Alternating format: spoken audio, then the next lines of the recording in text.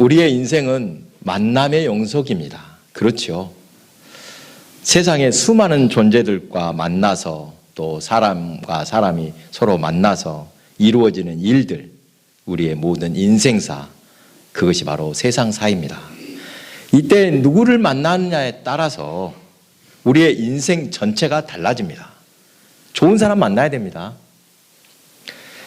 여러분, 우리 주위에 좋은 이웃이 이사 오면 얼마나 행복한지 모릅니다. 이웃 사촌이라고 말하는데 멀리 사는 친척보다 가까이 사는 이웃이 더 좋습니다. 이 좋은 이웃은 나를 항상 아주 살뜰하게 챙겨줍니다. 아쉬운 일마다 도와주고 또 뭔가 먹을 것도 있으면 나눠서 주고 이러면 정말 행복합니다. 그러나 반대로 이웃을 잘못 만나서 낭패당한 사람도 많습니다. 평화롭게 잘 살고 있는데 하루아침에 엉뚱한 사람이 이사 와서 아주 어떤 이웃을 만나느냐, 이는 내 뜻과 상관이 없습니다. 우리가 선택할 수 없으니 그저 좋은 이웃이 그저 이웃이 좋은 사람들이기를 바랄 뿐입니다. 이처럼 주위에서 좋은 이웃을 만나도 크게 유익한데, 여러분 좋은 목사님 만나서 바르고 유익한 신앙생활을 하면 참으로 귀한 일이다 믿으시기 바랍니다. 제가 그렇다는 게 아닙니다. 성도들은 인생에서 가장 중요한 것이 무엇입니까? 여러분 신앙생활 아니겠습니까? 그렇게 고백합니다. 하나님과 온전한 관계 속에서 날마다 은혜를 체험하는 생활, 가장 복된 삶임을 믿으시기 바랍니다. 제 이야기 하려는 것이 아니라 박석승 목사님 이야기하려고 꺼낸 말입니다. 제가 전에 직접 뵙지는 못했습니다. 박석승 목사님 일대기를 기록한 우리의 목양자 박석승 목사, 제가 이 책에서 박석승 목사님이 왜 성자로 추앙을 받는 것인지 알 수 있었습니다. 정말 그럴만하구나. 그리고 우리 이 목사님 통해서 신앙생활 하셨던 분들 참 행운이다 라는 생각이 들었습니다. 정말 감동했습니다. 인생에는 세 가지 중요한 만남이 있습니다. 첫 번째, 나를 태어나게 한 누구의 만남? 부모와의 만남입니다. 어떤 부모를 만나느냐에 따라서 그 운명이 좌우되지 않습니까? 부모와의 만남은 운명적입니다. 내 힘으로 되는 것이 아닙니다. 선택할 수도 없습니다. 누구나 좋은 가정, 또 넉넉하고 화목한 곳에 태어나고 싶지만 자기 마음대로 하지 못합니다. 좋은 부모를 만나는 건 첫 번째 가장 중요한 만남입니다. 두 번째, 누구를 잘 만나야 됩니까? 그렇죠. 배우자의 만남. 그렇죠. 반평생, 아니 거의 일평생을 그렇죠. 함께할 사람입니다. 배우자 잘 만나야 됩니다. 장로님 말씀대로 처를 잘 만나야 됩니다. 처만 잘 만나야 되겠습니까? 남자는 좋은 여자를 만나야 가정이 평안하고 행복합니다. 여자는요? 그렇죠. 여자 옛날에는 흔히 두레반 인생이라고 있습니다. 지금은 그런 말 안 씁니다만 쓸만한 남자를 만나야 자기 인생이 핍니다. 팔짝 꼬이는 여자들 얼마나 많습니까? 세 번째로 또 누구를 잘 만나야 됩니까? 그렇죠. 친구, 또 스승 잘 만나야 됩니다. 여러분 인생은 배움의 연속입니다. 늘 배웁니다. 그래서 주위에 좋은 스승이 있으면 그 사람은 삶이 윤택해집니다. 그리고 인생에서 좋은 친구가 있으면 어떻습니까? 돈으로도 살 수 없습니다. 나이 들수록 아마 여러분이 좋은 친구들이 옆에 있다는 것이 얼마나 좋은 것인지 느낀다고 합니다. 참으로 귀한 존재, 좋은 친구입니다. 여러분은 지금 어떤 사람들을 만나고 있습니까? 지금 만나고 있는 사람들에게 만족하고 있습니까? 아까 말했던 세 가지 다 포함이 됩니다. 그들이 여러분에게 유익을 주고 기쁨을 주고 있습니까? 나는 바로 이런 사람이라면 내가 모든 것을 걸고 평생을 함께하고 싶다. 이러한 만남 가져본 적 있습니까? 이 자리에 계신 분들 대부분 결혼을 하신 분들인데 옛날에 연애하실 때 당신 없으면 못 살겠어 이렇게 고백한 분들이 있을 것입니다. 나의 모든 것을 그 소리가 허다했습니까? 여러분 그렇죠. 나의 모든 것 내가 다 버려두고 무작정 당신을 따르고 싶습니다. 이런 사람을 만난 사람 행복한 줄 믿으시기 바랍니다. 그런 만남 얼마나 좋겠습니까? 오늘 본문 또한 이 같은 만남의 장면입니다. 예수님께서 베드로와 그의 동생 안데를 찾아오셔서 그들에게 말씀하셨습니다. 나를 따라오라. 내가 너희를 사람을 낚는 어부가 되게 하리라 하시니 그들이 곧 그물을 버려두고 예수를 따르니라. 그리고 잠시 후 다른 두 형제 세베대 아들 야고보와 그의 형제 요한을 부르자 22절에 또 고백합니다. 그들이 곧 배와 아버지를 버려두고 예수를 따르니라.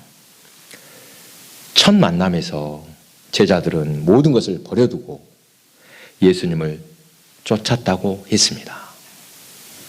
여러분, 첫 만남에서 사람을 처음 봤는데 내가 다 버리고 그분을 따르겠습니다 할 때는 무언가가 그들의 마음 움직이게 한 것이 있었다는 뜻입니다.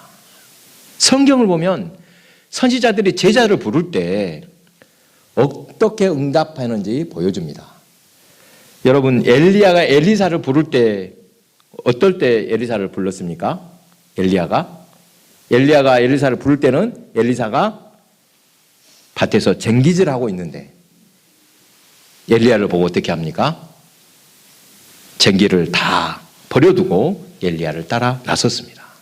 하나님께서 기드온을 부르실 때도 즉시 따른 것처럼 그들은 부르심에 항상 응답할 준비를 하고 있었습니다. 언제든지 부르실 때 따라 나설 수 있도록 준비하고 있었습니다. 본문을 보니까 베드로를 비롯한 제자들도 이런 마음으로 부르심에 응답했습니다.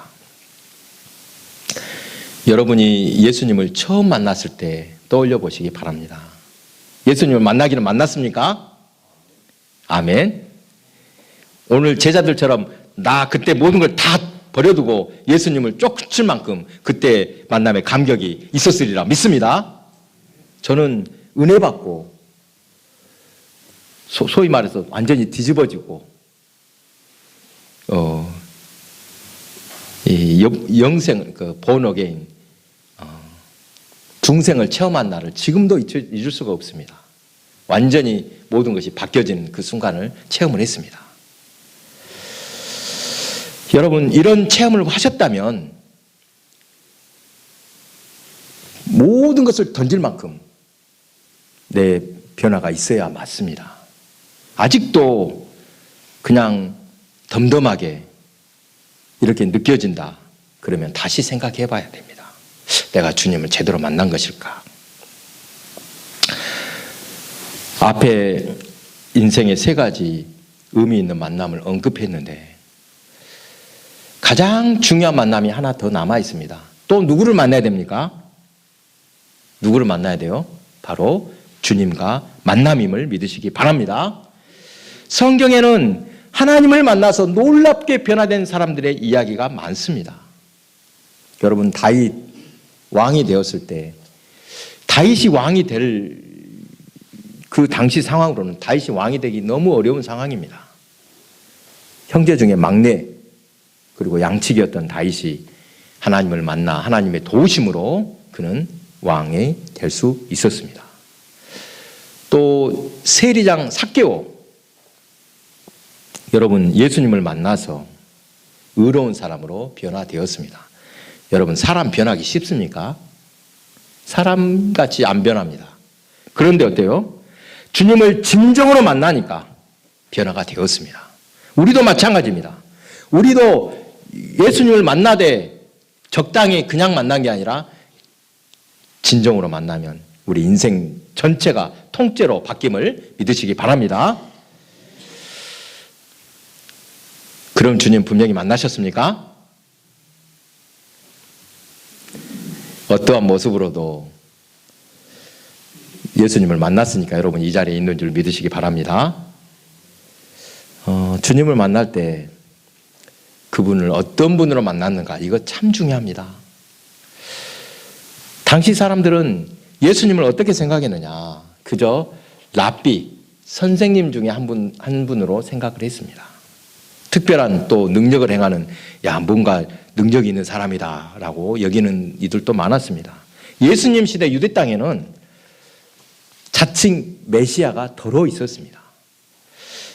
어떤 이적을 행합니다. 기적을 행하는 것, 카리스마가 있었습니다. 몇 사람들이 있었습니다. 이 어지러운 세상을 구원할 사람은 바로 나다. 스스로 나는 구원자, 메시아다고 사람을 미혹하는 자들이 여럿 있었습니다. 사도행전 5장 36절입니다.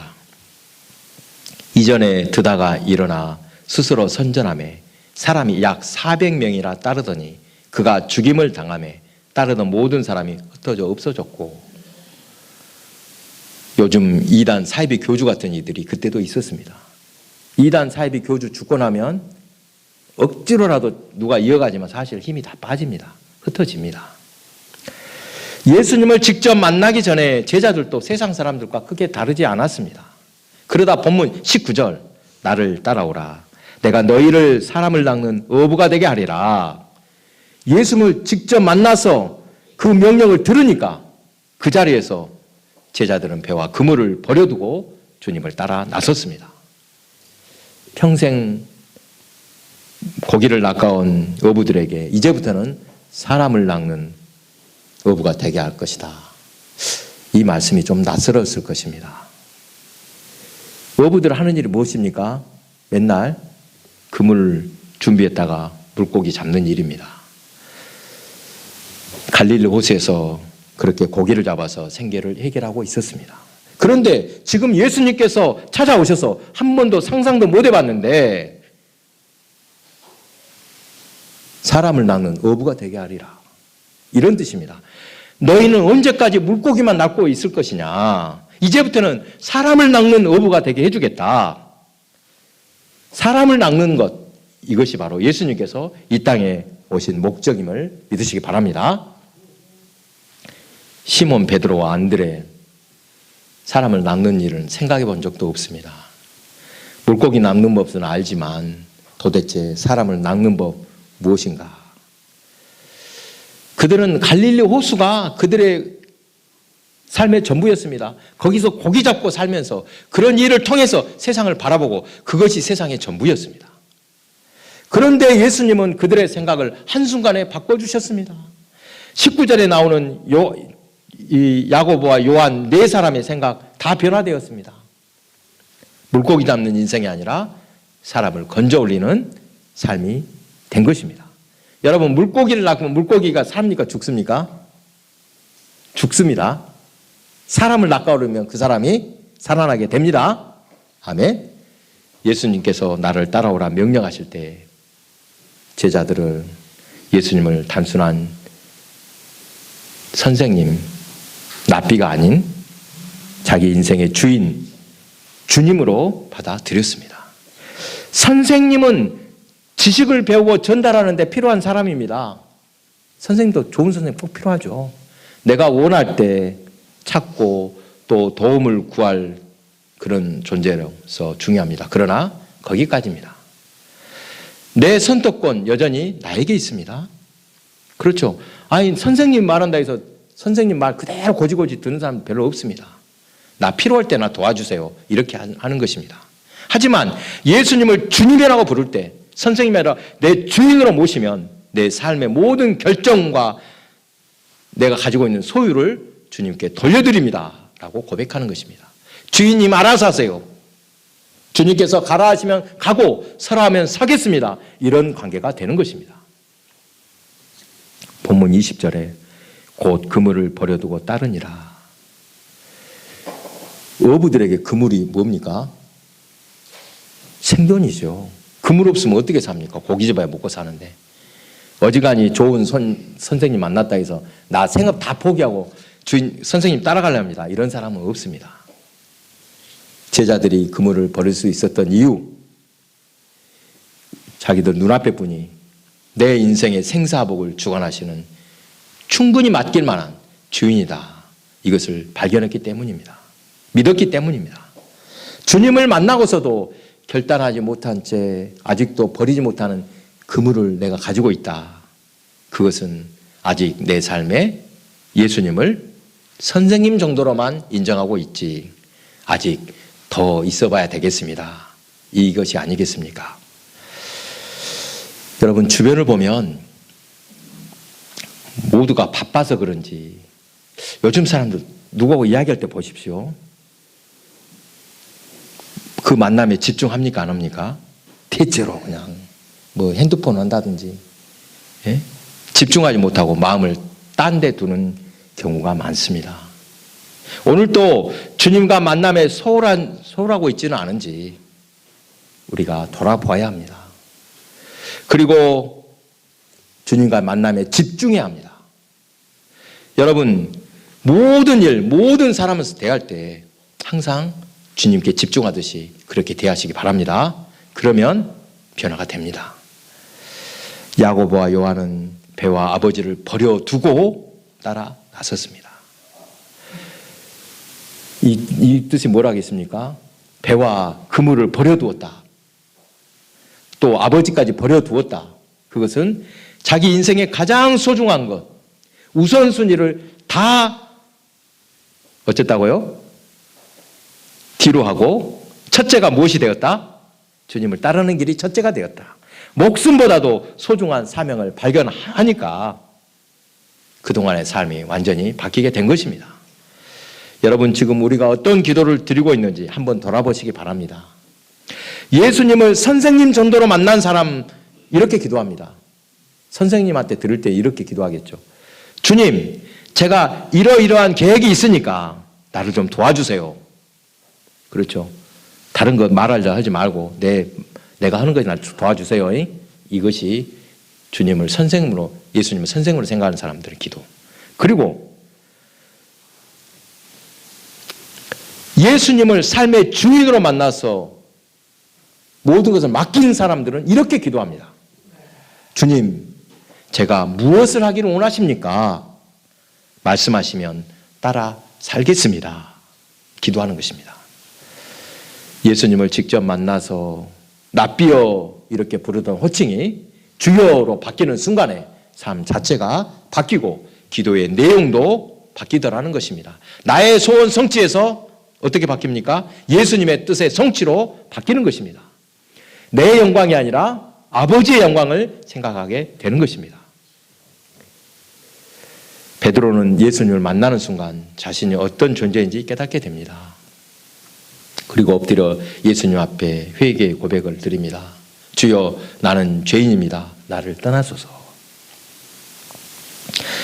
머리로 지식으로 아는 예수님, 우리를 변화시키지 못합니다.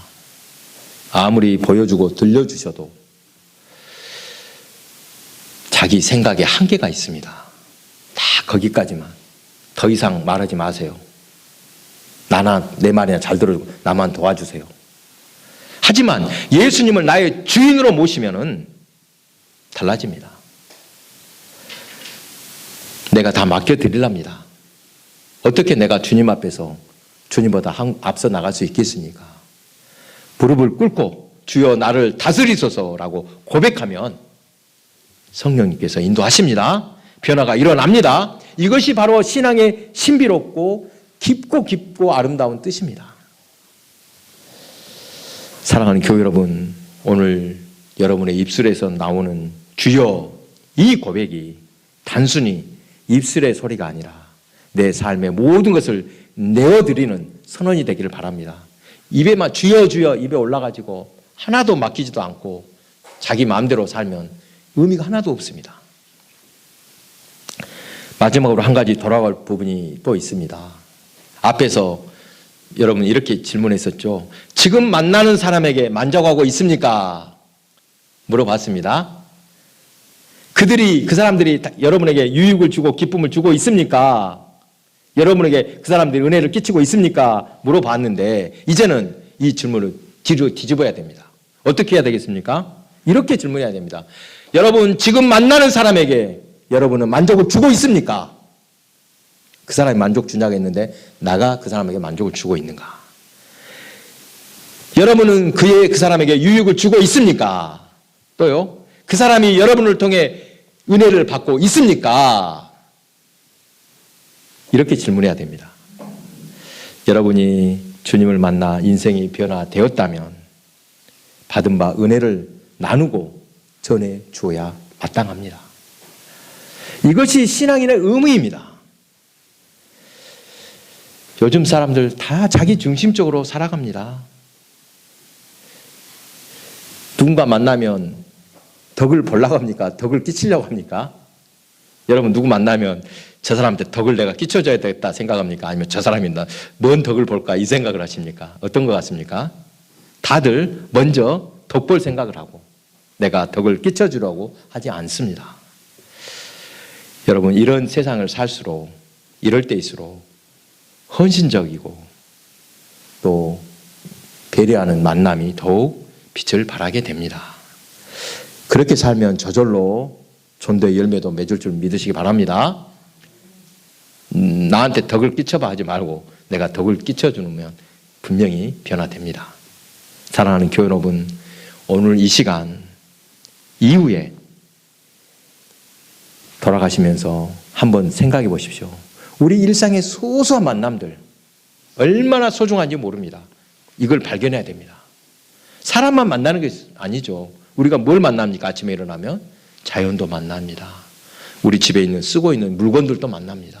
이것들이 다 하나하나 옆에 있고 내가 이것들을 쓰고 만나고 사는 것이 얼마나 복된 일인지 꼭 돌아보시기 바랍니다.